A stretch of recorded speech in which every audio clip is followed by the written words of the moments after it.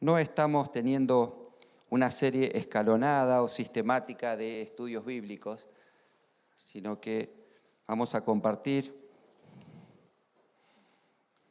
aquello que Dios va poniendo en el corazón de los hermanos que les va tocando cada domingo la responsabilidad de entregar la palabra de Dios. Vamos a abrir nuestras Biblias en el Evangelio de Mateo, capítulo 16, versículo 13.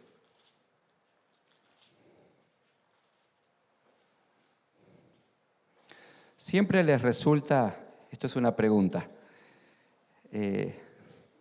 sencillo o claro poder leer, interpretar y entender la Escritura en cada una de sus porciones y libros y historias y capítulos con la mano en el corazón. Depende qué parte de la Biblia estemos leyendo. Si leemos Levítico, uy, qué denso, claro, era una ley para un pueblo hebreo. Si leemos Apocalipsis decimos, uy, habla de figuras que desconozco. Personalmente, después de los 21 años que empecé a profundizar sobre algunos temas doctrinales de la palabra, de hecho tengo un libro que se llama 52 doctrinas bíblicas. ¿Por qué? Porque el año tiene 52 semanas para que uno se empape en cada una de ellas. Muchas veces quedaba empantanado en algunas de esas doctrinas, porque tenían más de un enfoque y según tal vez la línea teológica que uno usara o el fundamento que uno revisara, según los padres, por ejemplo, de la Reforma, de distinta línea denominacional, es el enfoque que se le iba a dar a ese capítulo tal vez controversial. Por ejemplo, las cartas paulinas o petrinas o juaninas, generalmente sobre aspectos fundamentales hay una plena coincidencia y armonía bíblica, y en otras cuestiones hay cierta libertad de aplicación. Por eso Pablo a veces dice, esto que voy a opinar no es un mandamiento, sino es una imposición, es mi parecer, y aconsejaba ciertas cuestiones que tenían que ver con formas, no con fundamentos. Cada vez que se topen con alguna porción de la Escritura, de esos capítulos llamados difíciles, les doy un consejo desde el corazón que no me han pedido, pero que les va a hacer muy bien. Los invito a que puedan zambullirse, así tirarse de cabeza en el Evangelio. Y cuando digo Evangelio, Mateo, Marcos, Lucas y Juan, que no son 4 evangelios, es un evangelio visto por 4 evangelistas distintos. Es como cuando uno narra un accidente. El accidente acontece, por ejemplo, en el medio de una calle, en una esquina. El que estaba en un local de este lado vio facialmente el rostro del que conducía este auto, pero el que estaba en la vereda del otro lado vio los detalles que el que estaba de este lado no vio. Es la misma historia narrada por distintos protagonistas. El Evangelio se llama sinóptico porque es la óptica de cada uno de los ojos que lo vio. Vieron lo mismo, pero eran, por ejemplo, Mateo, era Marcos, era Lucas y era Juan. Y el relato que vamos a mirar en Mateo, en el capítulo 16, versículo 13, lo que se conoce como la confesión de Pedro. ¿Sí? Mateo capítulo 16, versículo 13, dice la palabra de Dios. Viniendo Jesús a la región de Cesarea de Filipo, preguntó a sus discípulos diciéndoles, ¿quién dicen los hombres que es el Hijo del Hombre? Ellos dijeron, unos Juan el Bautista, otros Elías, y otros Jeremías o alguno de los profetas. Y les dijo, ¿y ustedes, quién les dicen que soy yo? Respondiendo Simón Pedro dijo, tú eres el Cristo, el Hijo del Dios viviente. Entonces le respondió Jesús, bienaventurado eres, Simón, hijo de Jonás, porque a esto no te lo reveló carne ni sangre, sino mi Padre que está en los cielos. Y también te digo que tú eres Pedro, y sobre esta roca edificaré mi iglesia, y las puertas del infierno o del Hades no prevalecerán contra ella. Y a ti te daré las llaves del reino de los cielos, y todo lo que tú atares en la tierra será atado en los cielos, y todo lo que desatares en la tierra será desatado en los cielos. Aparentemente,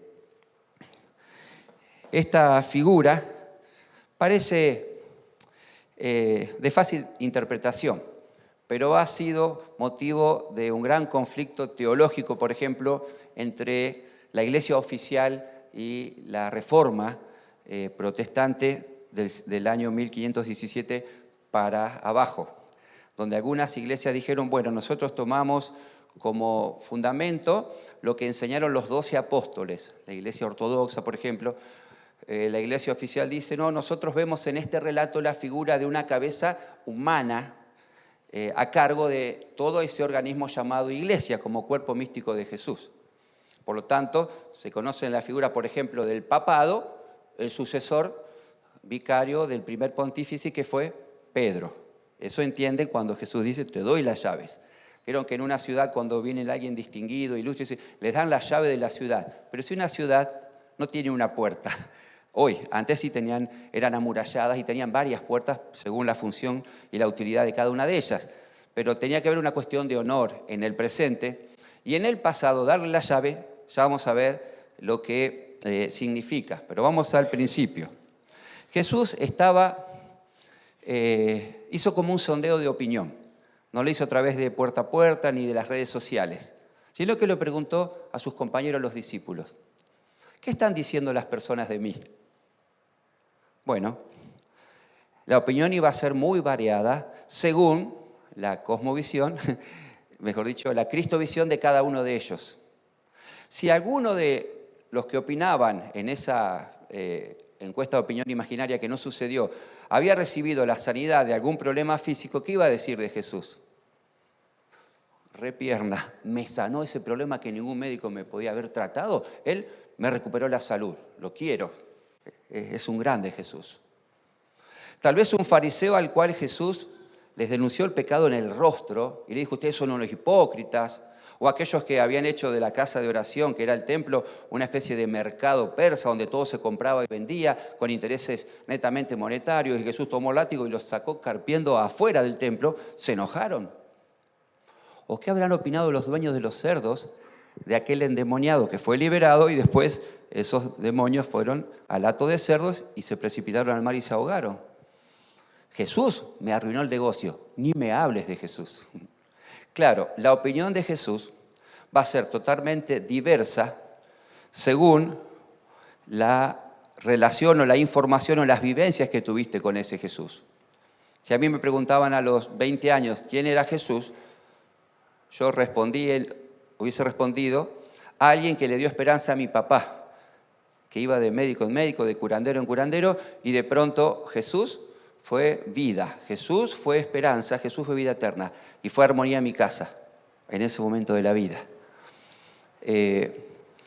Y algunos dijeron, bueno, los más religiosos lo asociaron con la religión, con el Antiguo Testamento.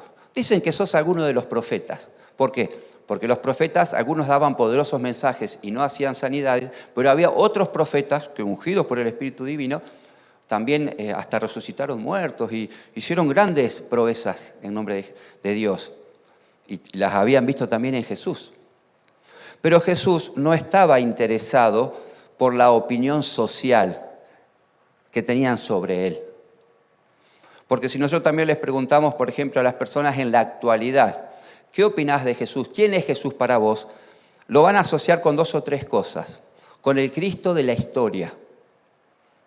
Te van a hablar lo que, por ejemplo, podrían haber estudiado en el catecismo o haber leído en el mismo Evangelio, o lo que se dice él en las películas de Semana Santa y o Navidad, los eventos principales de su vida. Pero esa información también la pueden tener, por ejemplo, de un Manuel Belgrano, ¿sí? De un Laprida, de un San Martín. Jesús no quiere saber ese tipo de opinión que tienen de él, sino más bien quiere saber si han entendido cuál es la función principal de Jesús, para qué vino Jesús, qué significa Jesús, cuál es la relación de Jesús y la iglesia. Por eso Pedro se la juega y dice, eso dicen de vos, te asocian con la religión, con la ley, con los profetas, pero yo sé que tú eres el Cristo, el Hijo del Dios viviente. El Señor lo elogia. Pero ¿saben que a este mismo Pedro el Señor un montón de veces lo tuvo que frenar y ubicar y poner en su lugar? Pero lo amaba tanto. Y Pedro tenía algo que es lo único que Dios busca de las personas. que hagan las cosas de corazón, que no tengan los filtros que muchas veces, o los estereotipos que muestran las personas religiosas, sino que Jesús ve la sinceridad de su corazón. Era como un niño, temperamental, a veces arrebatado. Hacía cosas pensándolas muy poco. En una ocasión toma un cuchillito así y le corta la oreja a uno pensando que estaba haciendo lo correcto, la voluntad de Dios. Y más adelante, cuando se venían las últimas horas de vida de Jesús, este Simón, que después pasó a ser Petro, este Simón seguía a Jesús de lejos, totalmente acobardado. Era la danza de la contradicción, una dualidad interior en su propio corazón. Este Pedro se estaba calentando en un fuego rodeado de gente que lo único que opinaba de Jesús: este vino a trastornar la ciudad, que lo maten cuanto antes, merece ir a la cruz. Vieron como había algunos que querían obedecerlo y cumplir sus mandamientos, había otros que querían matarlo, ¿sí? Como dicen muchos famosos, qué bueno que el impacto y la influencia que dejo en la sociedad es que muchos me aman y otros me odian. Lo complicado sería que me ignoren, ¿no? Y así tenemos que ser cada uno de nosotros. Y así es el Evangelio, abrazado y amado por muchos y despreciado por otros tantos. Si se predica de verdad, va a pasar eso. Yo creo que hoy se busca un evangelio cómodo, un evangelio que pase por el terreno de los sentimientos, de las emociones, donde no plantee desafíos de un costo llamado discipulado. Gente que simpatiza por algún cierto beneficio, en este tiempo era material, porque Jesús dijo: ustedes me están siguiendo porque les doy pan.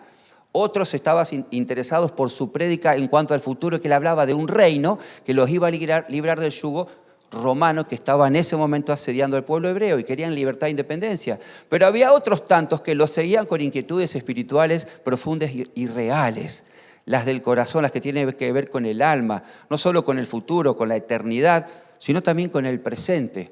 Porque cuando se está con Jesús en el presente, como los discípulos, tenían en él la figura de un papá, tenían en él la figura de un proveedor, tenían en él la figura de un confidente, tenían en él la figura de Dios hecho hombre. Cuando estamos con Jesús, fundamentando nuestra vida en él, estamos completos y es una terrible bendición. Porque la iglesia no es una estructura, la iglesia no es una organización, la iglesia es un organismo vivo, como una célula del cuerpo que se va reproduciendo y va creciendo a pesar de todas las circunstancias, internas y externas. Por ejemplo, a pesar de que los primeros 3 siglos, hasta el año 330, la iglesia romana la persiguió y se tuvieron que congregar en catacumbas y hay 5 millones de cristianos sepultados en pequeñas cuevas bajo la tierra, en catacumbas, donde se juntaban a orar, a alabar al Señor y cantar haciendo mímica para no ser escuchados arriba en la superficie. Y la iglesia permaneció. O por ejemplo, en el siglo IV, Arrio quiso negar la divinidad de Jesús, poniéndolo a la altura de los hombres, y tuvieron que defender a Jesús y demostrarlo como lo que era, el Dios hecho hombre. Y después, más adelante, en el siglo XI, la iglesia tiene que atravesar las terribles luchas con los cruzados y disputarse la ciudad de Jerusalén con armas, luchando con los árabes. Hay todo un conflicto que hasta hoy sigue un milenio después entre las 3 religiones monoteístas, y el camino no era la violencia, sino la iglesia tiene que ver con las enseñanzas del Maestro de Jesús. Por eso les decía en la introducción que cuando se traben en algún conflicto doctrinal, y yo en aquel tiempo, en 20 y tantos años, la mantilla sí, el ministerio de la mujer, ¿cuáles son los dones vigentes, Señor? ¿Cuáles no son los dones vigentes? Hay un camino más excelente que es el del amor, que en 1 Corintios 13 te dice, no, el camino más excelente es que la iglesia en primer lugar sea amorosa, es que la iglesia practique la oración, que la iglesia tenga comunión, coinonía, que sean compañeros, que la iglesia tenga el pan y el vino, que la iglesia predique el evangelio y que la iglesia espere a Cristo. Básicamente eso es la cristología, ¿no? La vida de Cristo, el ministerio de Cristo, el sacrificio de Cristo, la resurrección de Cristo, la intercesión de Cristo como ministerio actual y el retorno de Jesucristo. Ese es el fundamento que echaron los apóstoles en el primer siglo de la iglesia. Después, en el siglo XIV, la Inquisición, la policía religiosa, matar todo aquel que era un hereje. Y toda la revuelta y la cantidad de vidas que costó. Y después, décadas después, la Escritura, cuando llegó la Biblia, la palabra de Dios, y eso trajo luz, trajo conocimiento de la verdad. Y en masa, sobre todo en Europa, empezaron a expandirse el movimiento religioso entre el 15 y el 17, pero nunca fue un camino fácil, allanado de las dificultades, porque la iglesia no se basa en la opinión de las personas, ni siquiera la opinión de Pedro, por más que era la correcta. Porque la Biblia, entonces aquí tenemos 2 o 3 posturas. La primera, que Jesús dice, tú eres Pedro y sobre esta roca edificaré mi iglesia. O tú eres Pedro y sobre la roca, que es lo que vos dijiste, tu declaración, edificaré mi iglesia. O tercera, tú eres Pedro y sobre esta roca que soy yo, va a estar edificada la iglesia. ¿Cuál es la roca entonces? ¿Puede ser Pedro la roca? Que, como dije, negó al Señor, que además, en un momento, haciéndole el aguante a Jesús, le dijo, Jesús, no vayas a la cruz, te quiero mucho, en ninguna manera esto te acontezca. Y el Señor, ¿qué le dijo? Apártate de mí, Satanás, porque no pones la mira en la cosa de Dios, sino de los hombres. Entonces, ¿Pedro es una herramienta de Satanás o Pedro habla con las palabras ungidas por el Espíritu Santo? No te lo robará carne, sino mi Padre. Bueno, es el mismo, ¿no?, que tiene luz y oscuridad en su corazón. Algunos dirían ángeles y demonios, que a veces se paraba sobre la roca y otras veces se hundía en la arena movediza. ¿Verdad que nuestro corazón muchísimas veces es así? Por eso, gracias a Dios, la iglesia no se fundamenta en hombres, sino en Jesucristo, el Dios hombre. Porque Dios nos libre de que sea en representación o nos reunamos al nombre de una persona, un pastor, un representante, un vicario, por más bueno y santo que parezca. Somos todos iguales, leña del mismo árbol caído, con pecado en el corazón.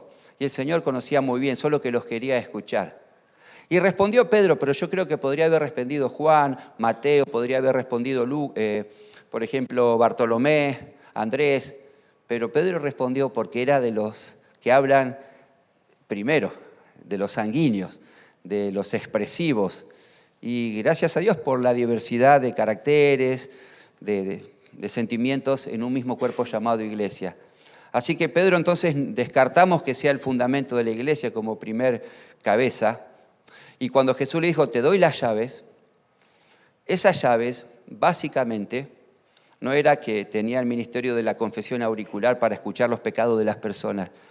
Era la llave que abría la puerta a una nueva etapa, que era predicar el Evangelio de la gracia, que fue lo que hizo en Hechos capítulo 2. ¿Se acuerdan que predica y se convierte en cuánto? 3.000, después 4.000, se convertían en masa. Y cuando lo escuchaban hablar, tomado y controlado por el Espíritu Santo, no parecía el Pedro cobarde que negó a Jesús. Más bien tenía que ver con el Pedro que se lanzó a caminar sobre las aguas del mar de Galilea. Ese Pedro que confiaba en el que le decía, dale, acércate, vení, caminá, yo estoy acá, mírame a mí. Por eso, a Jesús no le importaban lo que opinaban de él. Buen consejo, ¿no? Buena enseñanza nos deja nuestro maestro. Si queremos permanecer, esa será la mejor apología. Uno a veces escucha tantas cosas sobre algún hermano, sobre uno mismo, y yo creo que la principal permanencia es que cada uno sepa dónde está plantado, y nada más. Y no necesitamos ni emisarios, ni representantes, ni asistentes, ni voceros para responder o para defendernos si la conciencia está en el cielo y los pies están sobre la roca. A nosotros no nos resulta familiar el tema de la roca. Así que la palabra Simón Pedro es Petro, que quiere decir una roca chiquita sacada de una roca más grande. ¿Sí? Y cuando Jesús dice sobre esta roca, no usa la misma palabra, está usando Petra, que quiere decir roca grande. Entonces Jesús es la roca grande y nosotros somos pequeñas piedras de cantería que van siendo sacadas de esa roca más grande. Por eso la palabra cristiano quiere decir pequeño Cristo, o alguien que se apega a Cristo y debe procurar entender, vivir, sentir y amar como Cristo. Alto desafío nos deja el Señor. Pero nos denominamos cristianos, así que la vara está colocada ahí, en Jesús. Pablo dijo en una ocasión, imítenme a mí como yo a Cristo. En definitiva, el prototipo es Cristo. Pablo era uno de los tantos imitadores de Jesús, como lo debemos ser cada uno de nosotros. ¿Comprende, queridos hermanos? Y cuando dice la palabra que esa piedra, que a ver si tenemos tiempo lo vamos a mirar en 1 Pedro, es la principal cabeza del ángulo. Hoy en día, por ejemplo, en esta región, que hay tierra negra y tierra colorada, generalmente se construye con un cimiento que puede ser de escombros o una estructura un poco más pesada, tiene que ser de hormigón armado. Por ejemplo, cada una de esas columnas que ustedes ven forman parte de un pórtico. Hay una viga muy grande, como de 30 por 70, y cada una de las zapatas de esas bases tienen 70 por casi 2 metros y de profundidad 1,20 por ahí. ¿Quién se acuerda cuando la llenábamos con la hormigonera? Bastante. Acá no estaba, Ramírez, muy chiquitito. Pero bueno, y unas parrillas terribles de hierro del 12, del 14. Una estructura muy resistente, muy fuerte. ¿Vemos esa parte? ¿Se ve el fundamento? No se ve. Pero el resultado lo demuestra todos los días cuando, por ejemplo, no hay rajaduras y este techo, gracias a Dios, no se cae. Demuestra que hay un fundamento.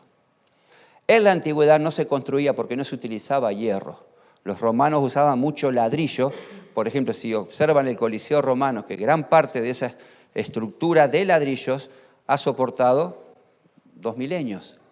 ¿Y cuál era el secreto? El ensamblaje entre los ladrillos. Ese era el secreto. Y cuando dice, por ejemplo, 1 Pedro capítulo 2, que Jesús es la piedra, principal piedra del ángulo, algunos dicen que era como los primeros ladrillos que se colocan en un ángulo donde arrancan 2 paredes en un ángulo de 90 grados, o que puede ser en la entrada de una casa, la puerta principal, que eran casas cuadradas como caja de zapatos, con una puerta muy chiquitita, tal vez había que agacharse, y las ventanas muy chiquitas porque el clima era muy frío a la noche, y de esa manera la casa era más fresca, por ejemplo en verano. Había una piedra que se colocaba en este ángulo de 90 grados, y de eso dependía el andamiaje posterior o el ensamblaje de cada uno de los piedras que iban a salir en forma horizontal y se iban a encontrar con las que venían del otro lado, que tenían que ser sostenidas con unas varas, por ejemplo, de olivo, o unos postes a manera de puntales, y cuando se calzaban el resto de las piedras, era como una especie, no un Shenga, bueno, en el Shenga van ensambladas las maderitas, había un ensamblaje que hacía que el resto de la estructura no cayera. Esa piedra no podía ser con un ángulo de 100, 110 grados, de 80 grados, tiene que ser de 90 grados, porque ahí sostenía, y las otras eran generalmente talladas a mano, a garrotazos, esa era la tecnología del momento. Era muy importante esa piedra, porque nadie quería entrar en una casa donde se te venga justo en la cabeza a caer un pedazo de casa y te haga un chichón o te mueras. Por eso, cuando, ya ahora lo vamos a leer, Jesús dice que Él es la piedra angular, es como la piedra más importante de todo edificio. Y hablando de la iglesia, llevándolo a la figura de la iglesia como un edificio, mientras Jesús sea el cimiento, seamos nosotros los ladrillos. Generalmente los ladrillos que se utilizan en una casa, si se empieza, se trata de terminar con aún la misma fábrica de ladrillos para que sean todos iguales. Acá hay muchos constructores y otros tantos corajudos. Y hemos aprendido a trabar paredes de mampostería, y la cantidad de amalgama o de mezcla que va en el medio. Hemos aprendido a hacer buenos cimientos, y cuando hicimos nuestras casas decía, yo tengo escombro por allá a 2 metros, y íbamos en carretilla a buscarlo para echar abajo. De hecho, mi casa tiene 2 vigas quebradas, que cuando se hizo la losa, falló aquel sector porque tenía poco apuntalamiento. ¿Se acuerda alguno de esto? Esa parte quedó, no fue escrita en acta, se arrancó en el olvido, pero quédense tranquilos, después se hizo una contralosa arriba y bueno. Y se quebraron 2 viguetas, que no servían, cayeron y estaban ahí molestando. Y yo justo en ese momento estaba haciendo la casa, ¿quién se lo puede llevar a esto? Acá está, pala, ¿viste? Venga. Y las eché en la medianera, en un muro, ahí abajo, inferior, que no se ve. Pero gracias a Dios todavía no se rajaron las paredes y pasaron más de 25 años. Qué importante es el cimiento. Después Jesús va a usar otra figura que no es el tema. ¿Se acuerdan el hombre sabio, el hombre necio, que edifica uno sobre la roca, otro sobre la arena, viene la lluvia, viene el río creciente, cae una, la otra queda? Porque el cimiento Para nosotros, hablando de piedras, sería natural cuando alguno se ha hecho alguna escapadita a Córdoba, o a San Luis, o a La Rioja, o a Tucumán, donde hay muchas piedras y son hermosas, a veces las traemos para decorar, no las usamos para construir, por ahí se usan estéticamente, se pegan sobre un muro ya establecido, pero en la antigüedad solo había arena, tierra cultivable, muy poca, en la Palestina bíblica, y muchas piedras, ¿sí? Y las casas se hacían con piedras. Por eso Jesús dice, soy una buena piedra. Muchos tropiezan, a muchos les arruina el negocio de la religión, porque Jesús hablaba mucho de la eternidad, del reino de los cielos. Y por ejemplo hoy a nadie en la actualidad le interesa hablar de la eternidad, porque la filosofía actual es vive y disfruta el momento, que mañana sea y pase lo que tenga que ser y lo que tenga que pasar. Pero Jesús quiere que seamos inteligentes a la hora de construir una casa espiritual, a la hora de elegir un amigo, a la hora de elegir un pasatiempo, un deporte, que siempre nuestras actitudes y nuestra vida demuestre que nuestra vida está cimentada, plantada, arraigada en la verdad de Cristo, ¿sí? Y no estoy diciendo que vaya a tal o cual iglesia o que una sea mejor o peor que la otra. Tenés que verificar que esa iglesia sea cristocéntrica, bíblica, que hable más de Jesús y menos de los hombres, que sus siervos se manejen como instrumentos humildes y ladrillos que somos nada más. Yo en este lugar no veo ningún ladrillo, pero hay muchísimos. Ya forman parte. ¿Y cuál es la función de un ladrillo? Dejarse sostener por el que estaba abajo y sostener al que está arriba. Mirá qué hermosa figura de lo que es la iglesia. Seguramente alguien te sostiene y seguramente en algún momento vas a sostener a otro. Nunca nadie va a tener ser una carga para los demás de que todo el tiempo te estén sosteniendo, ni esperar, ni desgastarte para salvar a todo el mundo, porque no lo vas a lograr. No sientas culpa si justo no pudiste ayudar a alguien en un momento puntual, porque por 1000 razones, porque ese día trabajaste 14 horas, porque justo ese día enfrentaste un problema grosso vos, y el que salvó a todos es Jesús. No sé si me hago entender. Cuando hay una necesidad real, cuando una casa, por ejemplo, es amenazada, que gracias a Dios no hay tornados en esta zona, no hay terremotos en esta zona que podría dañar una estructura, así todo, si la estructura es buena, puede permanecer en pie. Y tengo un amigo en Tucumán que hizo su casa al pie de un cerro, Harold Vega Parry, el hijo de Don Vega, un gran hombre de Dios. ¿Ya partió Don Vega? Bueno. Predicó aquí hace como 7, 8 años.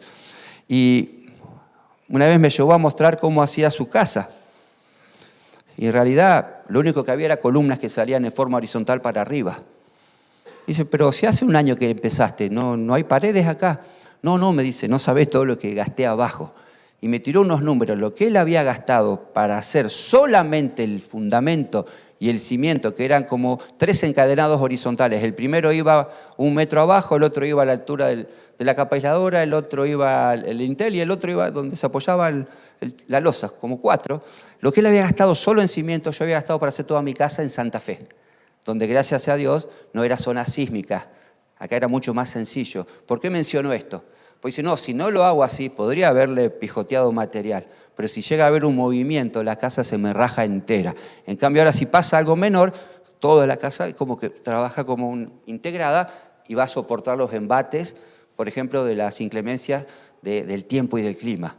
Bueno, básicamente, la iglesia, a lo largo de 21 siglos, miren si soportó tempestades, de dentro, de fuera, amenazas teológicas, siervos están registrados en la palabra, que la Biblia llama, por ejemplo, Pablo usa un adjetivo, que eran como hermanos que hacían tropezar a los demás. Bueno, a veces usa el calificativo de carnales. No quiero decir nada que ofenda, porque esto se graba, pero Pablo a veces decía, estos estorba, me alegro, pero hasta eso, bueno, es otro tema. Volvamos a la piedra, ¿sí? Nadie es más importante, ni ustedes sentados ahí, ni yo acá exhortando a nadie, sino con la misma necesidad de sentir que hay que pararse sobre la roca que es Jesucristo. Y un detalle más. Cuando nos venga algún deseo de opinar de algún ladrillo, es un ladrillo. Diría un gran siervo de Dios, Rubén Alfonso, si cada uno es una papa y la iglesia es el puré, cada uno pierde y muere a la forma que trajo esa papa para convertirse en puré. Y el puré es lo que vale, la amalgama que sale de pisar cada una de esas papas distintas. Aplicación. ¿Sabes por qué no tenemos que hablar nunca mal de ningún hermano ni de ninguna iglesia? ¿Saben por qué? Porque Jesús dice que la iglesia es como una virgen pura guardada para Jesús. Se refiere a cómo preparaban a las novias antes de casarse. Entonces la iglesia es la novia de Jesús, era la novia de Jesús. ¿Sabés qué es ahora? La esposa. Ya la compró, ya tiene un anillo, ya se casó, ya dio el ok. Te voy a cuidar en las buenas, en las malas, hasta que la muerte. ¿Cuándo lo hizo eso? En la cruz. Nos conquista el corazón. O sea que cada vez que yo digo, porque Juancito, que es parte de esta o de otra iglesia, porque Josecito, que es parte de esta o de otra iglesia, porque Pedrito, que es parte de otra iglesia, me gustaría que sean nombres, usé nombres que no hay ninguno justo acá. Entonces, ¿qué estás diciendo? Estás hablando mal de la esposa de alguien que te ama. Yo tengo como norma nunca hablar mal ni de la novia ni de las esposas de mis hermanos y amigos, nunca. Porque es la que ellos eligieron. Bien o mal, si le da alegría o dolores de cabeza, ellos un día pasaron por el altar, buscaron una bendición y a vivir y a disfrutar y a comer perdices. ¿Entiende la figura? O sea, si estamos hablando mal de la iglesia, primero estamos hablando mal de nosotros mismos, que formamos parte, y en segundo lugar le estamos criticando a la esposa que tiene Jesús. Y Él quiso que cada uno de nosotros seamos su esposa, seamos parte de su edificio, de su cuerpo. Y después siguió, Jesús es el fundamento. ¿Y qué son las paredes? ¿Qué son las columnas? Bueno, por eso se perseveraba la iglesia primitiva en la comunión unos con otros, Hechos capítulo 2, en el partimiento del pan. Siempre va a haber pan y vino, siempre se va a hablar del cuerpo y la sangre de Jesús. Es siempre lo mismo, sí, pero la iglesia es hablar del cuerpo y de la sangre que derramó Jesús. No hay otras liturgias, ni puede haber otros montón de doctrinas que son complementarias. Lo principal es lo principal. En esto tenemos que estar de acuerdo. En nuestras cuestiones, en lo esencial unidad y en lo secundario libertad. Y en formas caridad, amor. O sea, no es lo importante, el meollo de la cuestión. Entonces, en eso, en el partimiento del pan, en las oraciones y en la evangelización y en el discipulado, que es transmitir las mismas enseñanzas que, por ejemplo, están en el Sermón de la Montaña, de la humildad, de la solidaridad, de la esperanza, de padecer en nombre de Cristo. O sea, una iglesia tiene que tener eso. Discipulado, evangelización, comunión, quiere decir compañerismo. O sea, que cada ladrillo sea útil y vital y sirva para sostener a otro y dejarse y ser lo suficientemente humilde para que otro te sostenga a vos. Porque nadie, absolutamente nadie, es mejor que los otros o que los demás. Entonces, la roca no era Pedro, la roca era la declaración que hizo Pedro, que estaba frente a la Petra grande o a la roca de donde se toman las demás piedrecillas. Y si tenemos unos minutitos más, terminamos mirando la misma figura, pero relatada ya no por Jesús, sino por el apóstol Pedro, un poquito antes de partir. Capítulo 2 de 1 Pedro, en el versículo 4.